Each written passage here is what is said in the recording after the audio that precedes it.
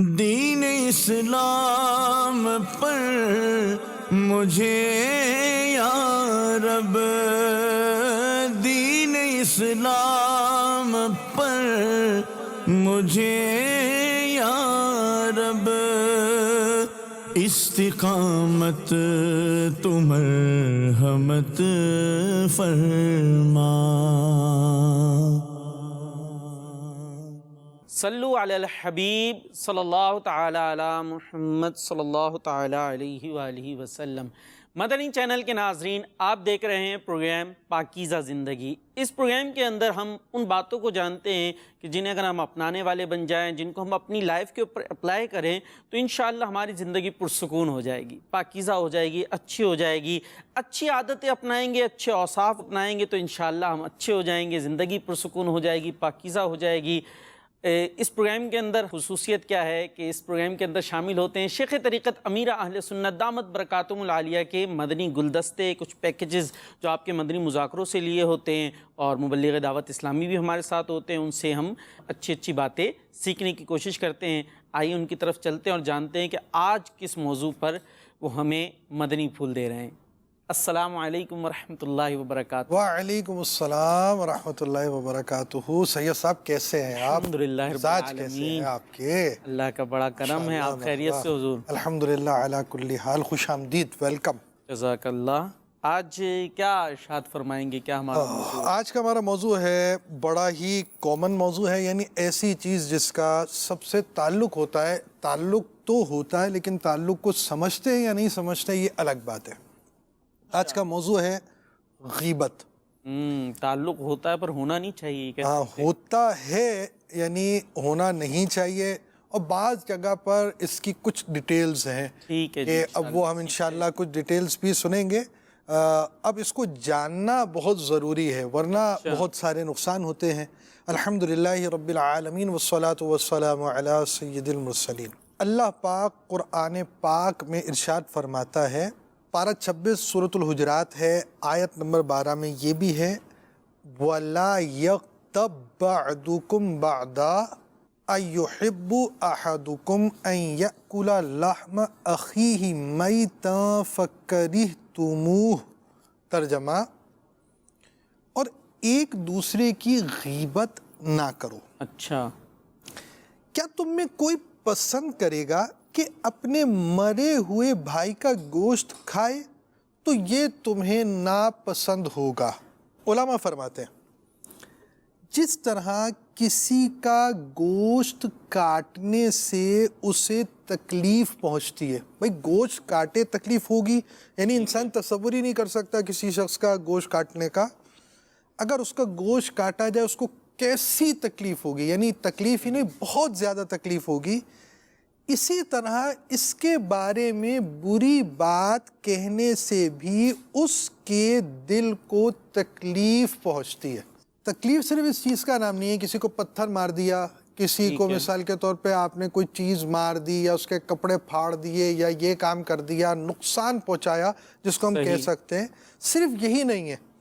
یعنی تکلیف کا ایک مفہوم یہ بھی ہے کہ بندے کے بارے میں ڈسکس کی، آپ نے اس میں پائے جانے والے کمزور پہلوؤں کو، اس کی کسی کمی کو، کوتاہی کو آپ نے ہائی لائٹ کر دیا۔ ٹھیک ہے، آپ آ رہے ہیں اپنی ڈسکشن پر اور اس کی کمزوری کو ہائی لائٹ کر رہے ہیں۔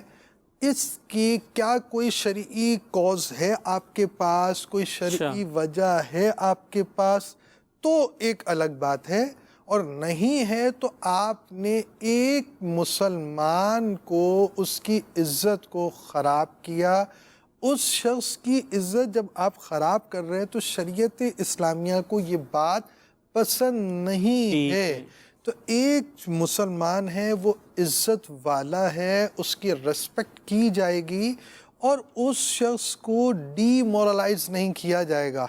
اگر آپ نے اسے یوں اس کا ڈسکشن کی ہے، اس کو تکلیف پہنچا رہے ہیں تو آپ اس کے جواب دیں۔ یعنی قرآن کی آیت اور اس کی تفسیر سے ہم یہ بات سمجھ سکتے ہیں کہ جس طریقے سے کسی کا گوشت کاٹنے سے، کوئی زندہ انسان کا اگر گوشت کاٹے تو اس کو تکلیف ہوتی ہے، اور کوئی پسند بھی نہیں کرے گا اور شریعت بھی اس کی اجازت نہیں دیتی۔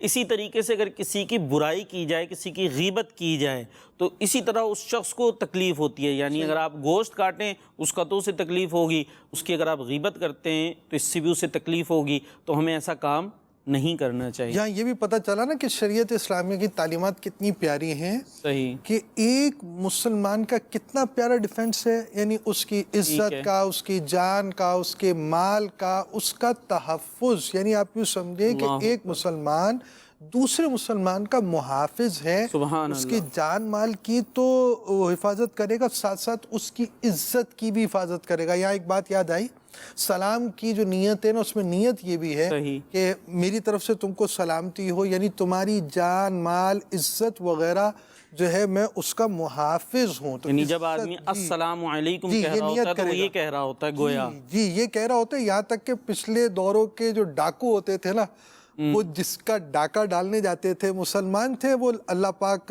جو اس طرح کے کام کرتے ہیں ان کو ہدایت دے، آمین۔ تو وہ اگر کسی جگہ ڈاکہ ڈالنے جاتے تو عادت ہوتی تھی سلام کی، سلام کر دیتے نا تو پھر ڈاکہ نہیں ڈالتے کہ ہم نے تو تمہیں امان دے دیا، آپ تمہارے کو ڈاکہ کیسے ڈالیں۔ تو ان کی یہ ایک سوچ ہوتی تھی، اچھی سوچ اچھی ہے، آدمی کے 100 کام برے ہوں لیکن ایک اچھا کام ہو تو اس اچھی کام کی پذیرائی کی جائے، 100 برے کام ہو تو اس کی اصلاح کی جتنی کوشش کر سکتے ہیں وہ کی جائے۔ یہاں میں یہ بات بیان کروں گا کہ قرآن پاک میں، احادیث میں، بزرگوں کے اقوال میں اس کی بڑی تباہ کاریاں غیبت کی بتائی گئی ہیں، اور غیبت کی تباہ کاریوں میں امیر السنت نے بھی اس طرح کی چیزیں جمع کی ہیں۔ یہاں ہم اگر اس بات کو شامل کر لیں، اور مدنی چینل کے ناظرین کو بھی کہنا چاہوں گا کہ اسلام جو ہے عزتوں کا محافظ ہے، اسلام ہماری عزتوں کی حفاظت کرتا ہے، اور غیبت کرنے والا کسی کی عزت کے اوپر گویا ہاتھ ڈالنے والا ہوتا ہے، کسی کے سامنے اسے ذلیل کرنے والا ہوتا ہے، اور اسلام اس کی اجازت نہیں دیتا۔ جیسے آیت آپ کے سامنے رکھی گئی، اس کی تفسیر آپ کے سامنے رکھی گئی کہ کسی کا گوشت کاٹنا آپ ہرگز گوارا نہیں کریں گے کہ جناب میں کسی کا جسم کا گوشت کاٹ لوں، کیسی اسے تکلیف ہوگی۔ تو جب اس کو یہ آپ گوارا نہیں کر رہے تو آپ اس کی پھر برائی کو بھی گوارا نہیں کریں، کسی کے پیٹھ پیچھے اس کے بیٹھ کر برائیاں بھی نہ کریں کہ یہ برائیاں اگر اس تک پہنچیں گی تو اس سے بھی اسے تکلیف ہوگی۔ اگر آپ اس کو چوٹ پہنچا کر تکلیف دینا پسند نہیں کرتے تو پھر برائیاں کر کے اسے کیوں تکلیف دینا پسند کرتے ہیں؟ کہ ظاہری جسم پر تکلیف ہوگی، چوٹ لگے گی تو وہ ایک اپنی جگہ اس کی حیثیت ہوتی ہے، لیکن کسی کے دل کو اگر آپ دکھا دیں گے تو دل پر جو زخم لگتے ہیں وہ آرام سے نہیں جاتے۔ لہٰذا اسلام عزتوں کا محافظ، اور اس چیز کو ہمیں سمجھنا چاہیے۔ ہمیں یہ پسند نہیں ہے کہ ہماری برائیاں کرے، تو پھر ہم کیوں کسی کے لیے پسند کرتے ہیں کہ پیٹھ پیچھے بیٹھ کر ہم اس کی برائیاں کریں؟ اب آئیے سمجھتے ہیں کہ یہ ایسا کام کرنے کی کتنی نحوستیں ہیں اور اس کے کیا عذابات ہیں، اور کیا کچھ ہمارے ساتھ یہ غیبتیں کرنے کے نتیجے میں ہو سکتا ہے۔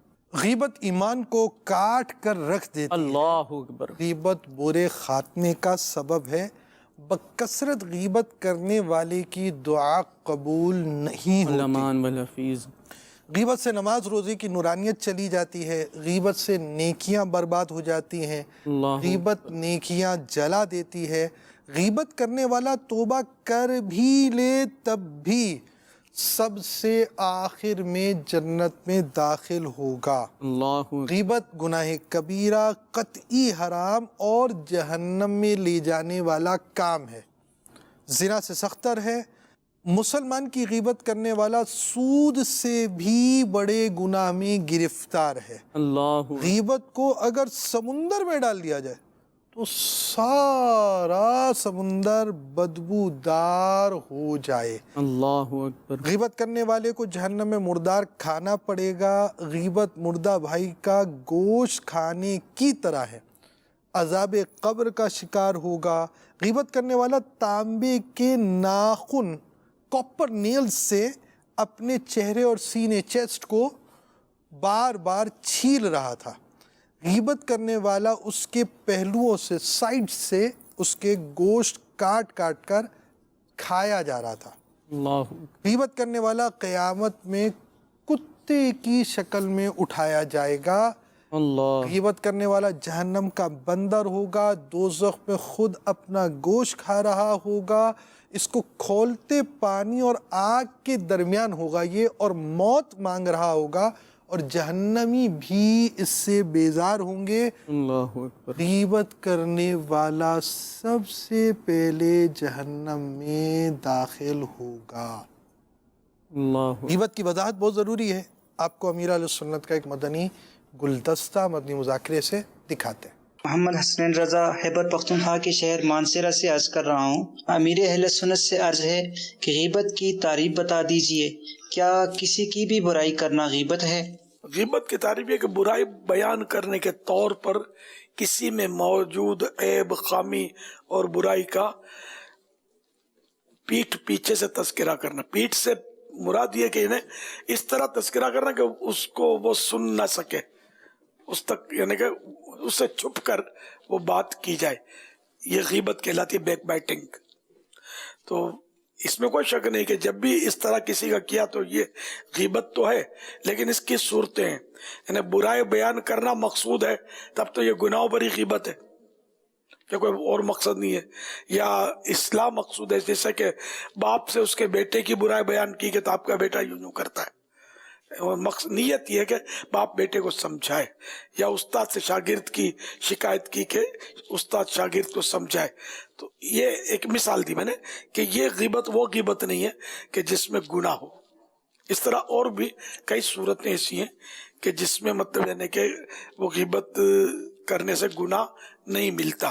وہ غیبت تو کہلاتی ہے لیکن غیبت وہ گناہوں بھری غیبت نہیں. جیسے کہ بیٹا کوئی عیب میں مبتلا ہے اور اس کے باپ کو اس نیت سے کہا کہ باپ اس کو سمجھا دے. شاگرد کے بارے میں استاد کو کہا اس نیت سے کہ یہ سمجھا دیں اس کو.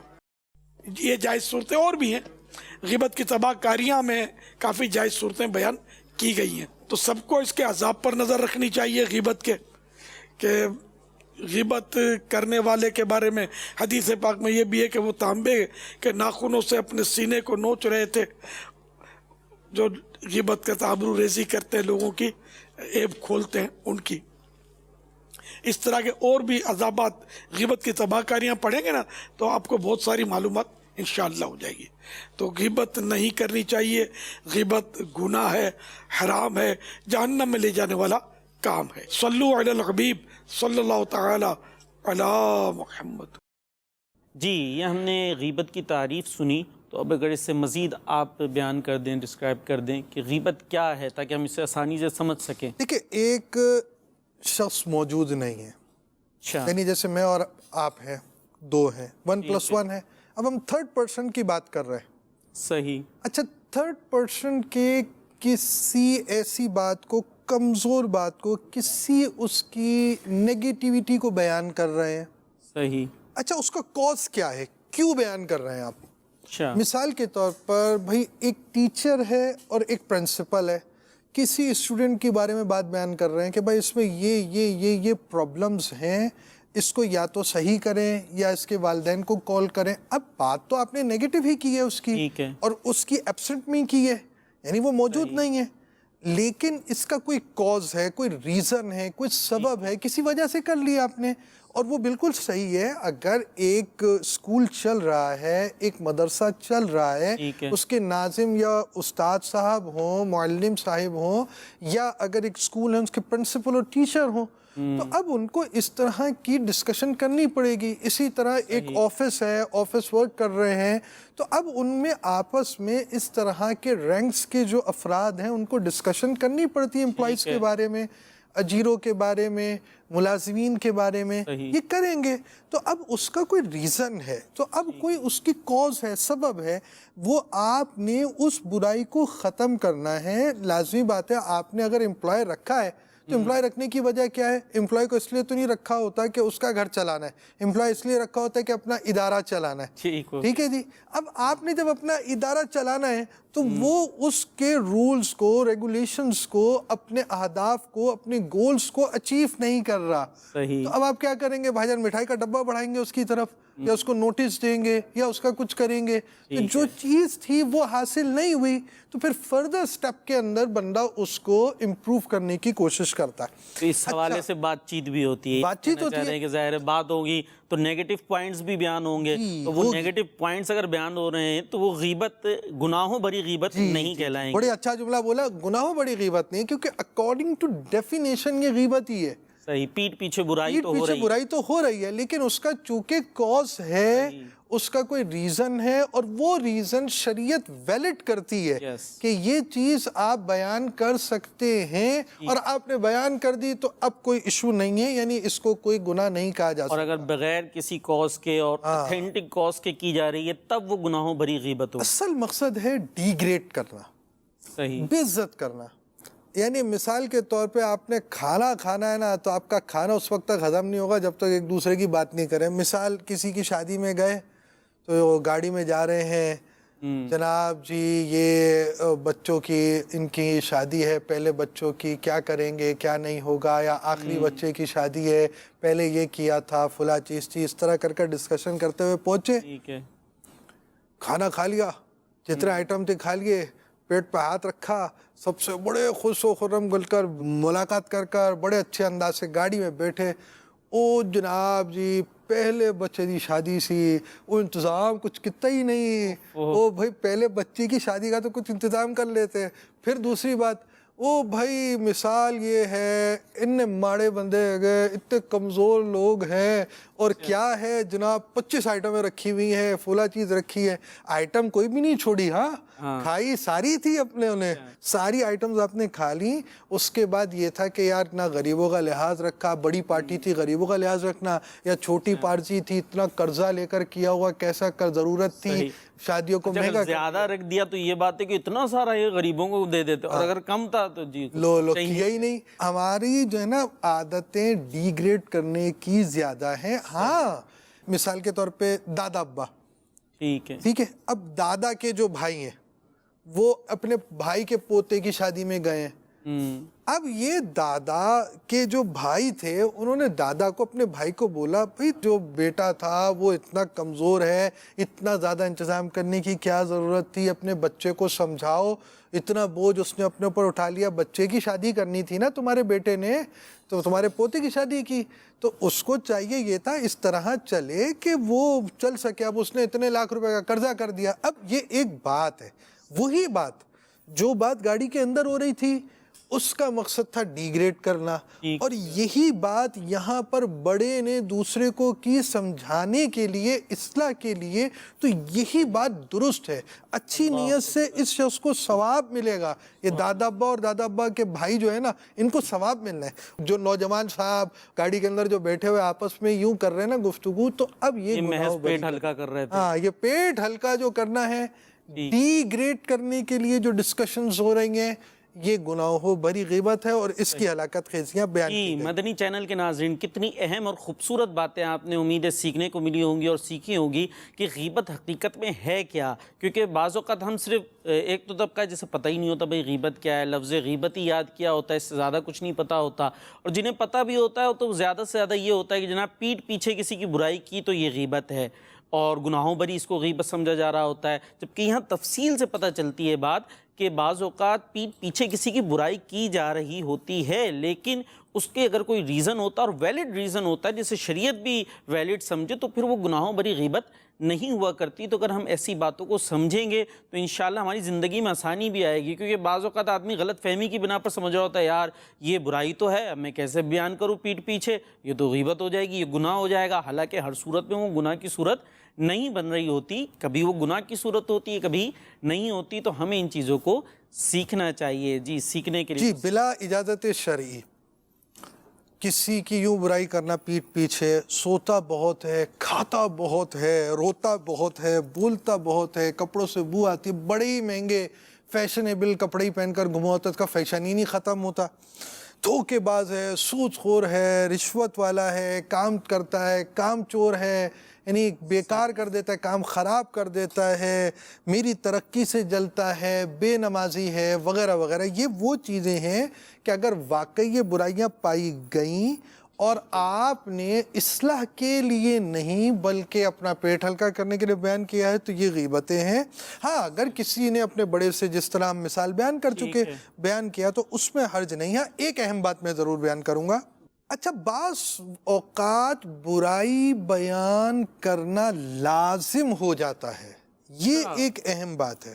دیکھیں کسی کی برائی بیان کرنا جی لازم ہو جاتا ہے، جیسے آپ نے کہا جی آپ نے کہا نا کہ وہ پیٹھ پیچھے میں کہوں گا تو برائی ہو جائے گی، بعض لوگ ایسے ہی ہوتے ہیں، وہ کہتے ہیں یار میں اس کے بارے میں کیا کہوں گا تو منہ خراب ہو جائے گا، کہوں گا تو یار برائی ہو جائے گی، ہاں یار غیبت ہو جائے گی۔ بھائی غیبت ہو گئی، آپ نے اس کو ڈی گریڈ کرنے کے لیے تو جملے بول دیا نا، آپ نے اتنا آپ نے سامنے والے کو یہ امپریشن تو دے ہی دیا نا کہ بندہ ہے، ہاں یہ دال میں کالا ہے یا پوری کالی ہے، کچھ نہ کچھ تو ہے، آپ نے کہہ دیا ہے۔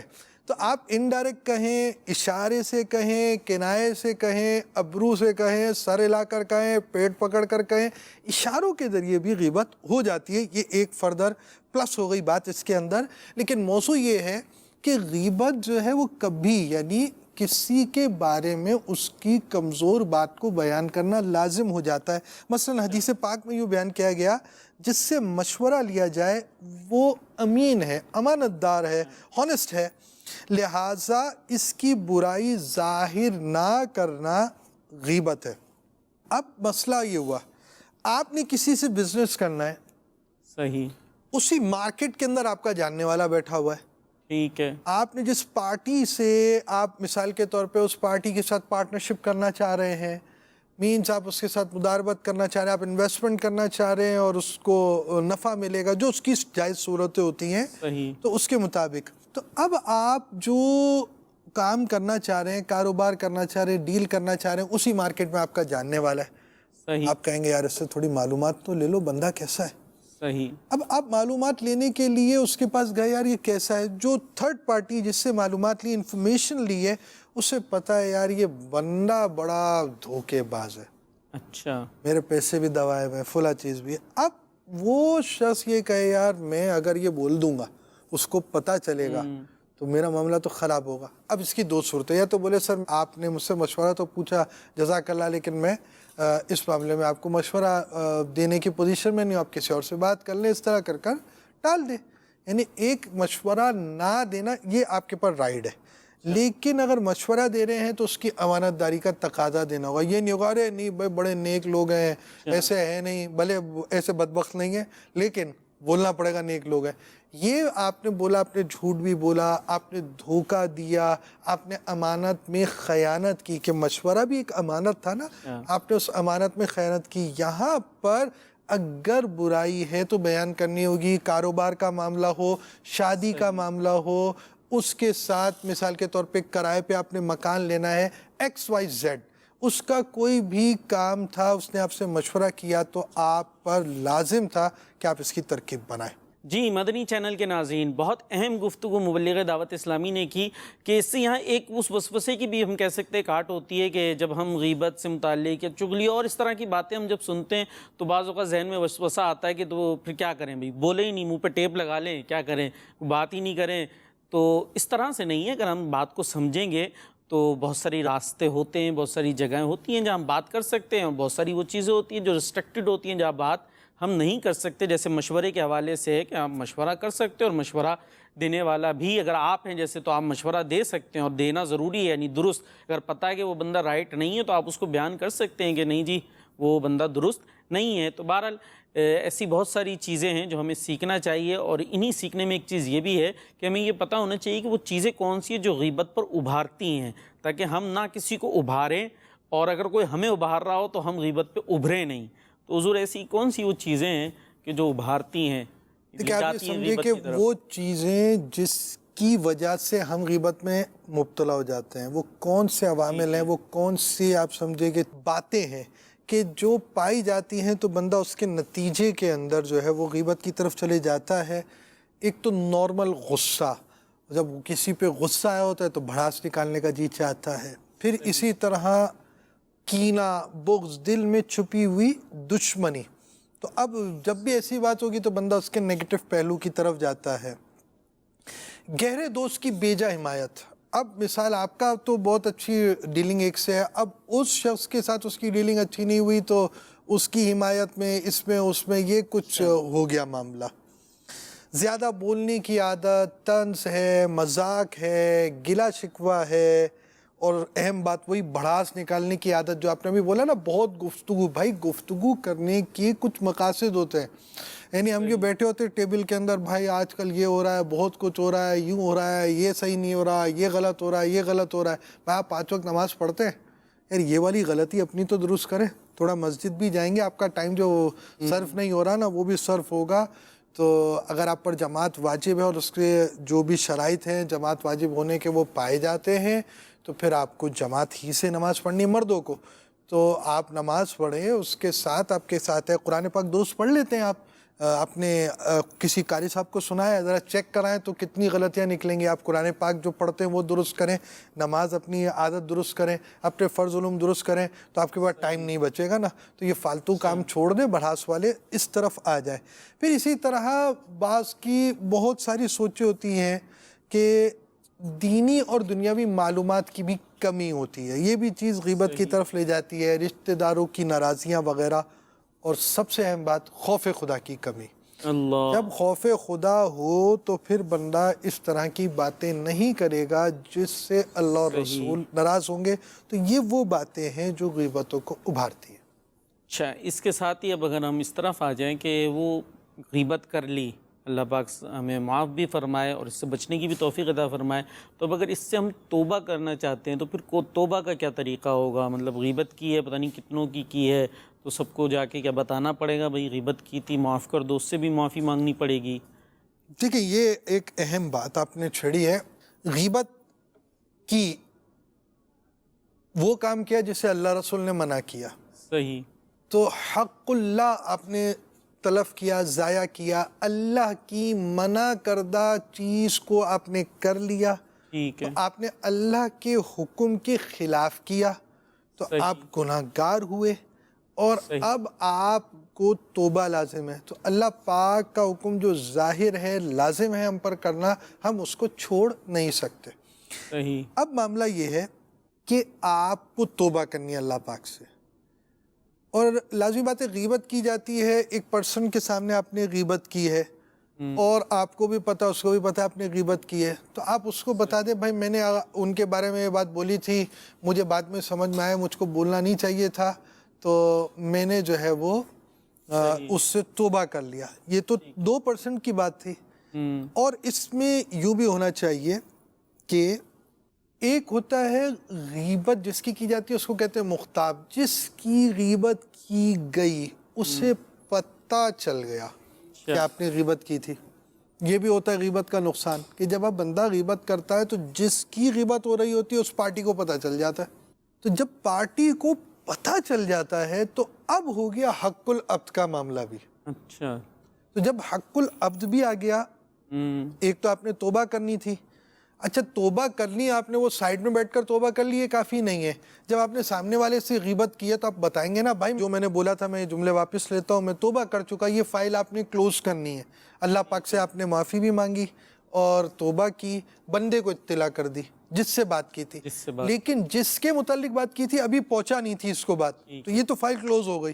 لیکن ہوا یہ کہ اب اس کو بھی بات پہنچ چکی ہے, تو اب فائل کلوز کرنے میں ایک سٹیپ بڑھ جائے گا, وہ یہ کہ اس شخص کو اس سے آپ کو معافی مانگنی ہوگی. بھائی میری یہ بات کی تھی, میں اس سے معافی مانگتا ہوں, آپ تک پہنچی ہے اور یہ بات سے میں توبہ کر چکا ہوں. جس پارٹی کے بارے میں آپ نے غیبت کی تھی اس کو بات پہنچ گئی, تو یہ سٹیپ آپ کا بڑھ جائے گا. یعنی جس کی غیبت کی تھی اگر اس تک بات پہنچی نہیں ہے تو اللہ پاک سے توبہ کریں گے, اور جس کے سامنے کی تھی اس کو کہہ دیں گے کہ بھائی وہ ان باتوں سے میں رجوع کرتا ہوں, وہ باتیں ختم ہو گئی, وہ الفاظ واپس لیتا ہوں جس کو کہنا چاہیے, اور اللہ پاک سے توبہ کر لیں گے.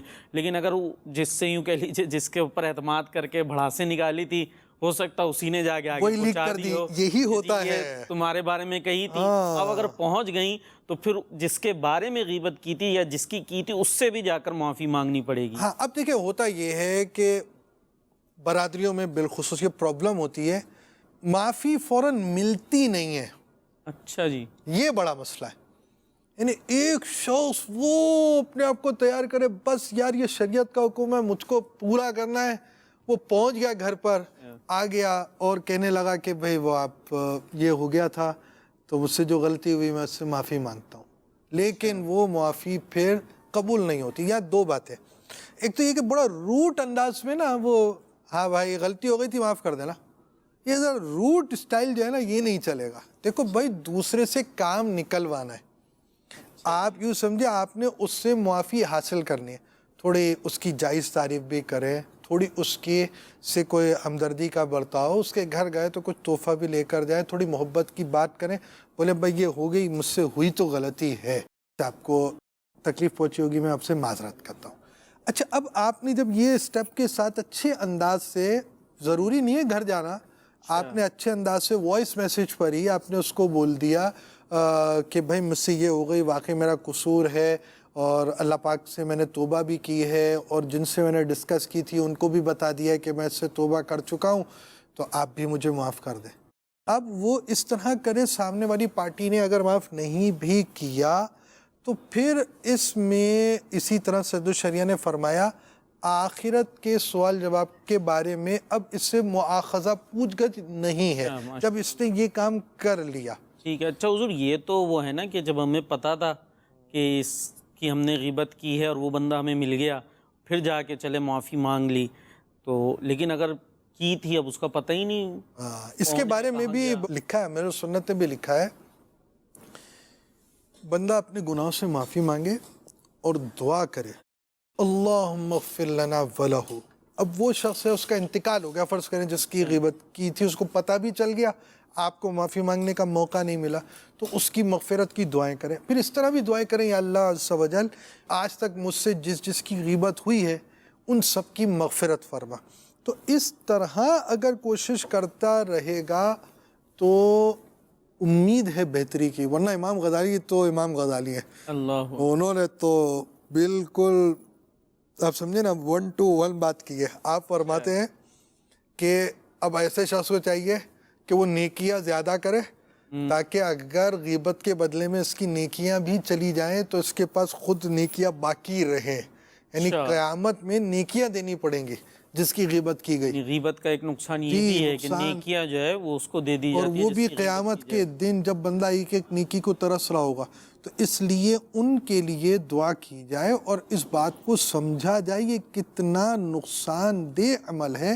اگر آپ امیر السنت کی کتاب غیبت کی تباہ کاریاں پڑھ لینا، اللہ پھر آپ کے سمجھ میں آ جائے کہ یہ غیبت کیا چیز ہے اور غیبت سے کیسا بچنا چاہیے، اور بالخصوص غیبت کی مثالیں۔ یہ جو بات تھی نا کہ جیسے غیبت کرنے سے نیکیاں چلی جاتی ہیں، مدنی چینل کے ناظرین ایک بزرگ کا واقعہ یاد آ رہا ہے کہ ان سے کسی نے کہا میں نے سنا ہے آپ نے میری غیبت کی ہے، تو انہوں نے کہا تم میرے نزدیک اتنے اہم بھی نہیں ہو کہ میں تمہاری غیبت کروں اور اپنی نیکیاں تمہیں دے دوں۔ اللہ اللہ اللہ اللہ۔ نیکیاں چلی جاتی ہے نا، تو اتنی اہمیت تمہاری کیسے ہو گئی کہ میں اپنی نیکیاں تمہیں دینا شروع ہو جاؤں؟ تو ہم اگر اس بات کو سمجھنے والے بن جائیں، ایک تو نیکیاں ویسے ہی نہیں ہوتی اور ہیں اور تھوڑی بہت ہیں، اگر وہ بھی چلی جائیں تو پھر ہمارا بنے گا کیا؟ اللہ پاک اسے ہمیں سمجھنے کی توفیق عطا فرمائے۔ تو غیبت کے علاج کی طرف اگر ہم نے چلنا ہو تو پہلے ہمیں سنت کے مدنی گلدستے کی طرف چلتے۔ سبحان اللہ۔ غیبت کی عادت نکالنے کا طریقہ کیا ہے؟ برائے مہربانی رہنمائی فرما دیں۔ غیبت کے بارے میں معلومات حاصل کرے، اس کی تباہ کاریاں جب معلوم ہوں گی کہ غیبت میں اتنا سارا گناہ ملتا ہے تو بندہ خود ہی ڈرے گا کہ میں غیبت کروں گا تو یوں یوں یوں یوں اس کا عذاب جو ہے نا وہ میں برداشت کیسے کروں گا، ظاہر کوئی بھی نہیں کر سکتا۔ تو اس طرح انشاءاللہ یہ عادت اس کی نکالنے میں مدد حاصل ہوگی۔ غیبت کی تباہ کاریاں ایک کتاب مکتبۃ المدینہ نے چھاپی ہے، تو اس کا مطالعہ کریں تو انشاءاللہ اس طرح بھی غیبت کی عادت نکالنے میں مدد ملے گی۔ صلو علی الحبیب صلی اللہ تعالی علی محمد۔ غیبت کے علاج کے بارے میں آپ نے جیسے سنا ہے نا، صحیح، تو اس میں یہ چیزیں بھی ہیں کہ بندہ ایک تو کتاب غیبت کی تباہ کاریاں کا مطالعہ کرے تاکہ پہلے سمجھے، اس کی تباہ کاریوں کو بھی سمجھے، اس کے علاج کو بھی سمجھے، اس کی صورتوں کو بھی سمجھے۔ یہ فرض علوم میں سے ہے غیبت کی ضروری معلومات کا معلوم ہونا اور اس کے علاج کا معلوم ہونا۔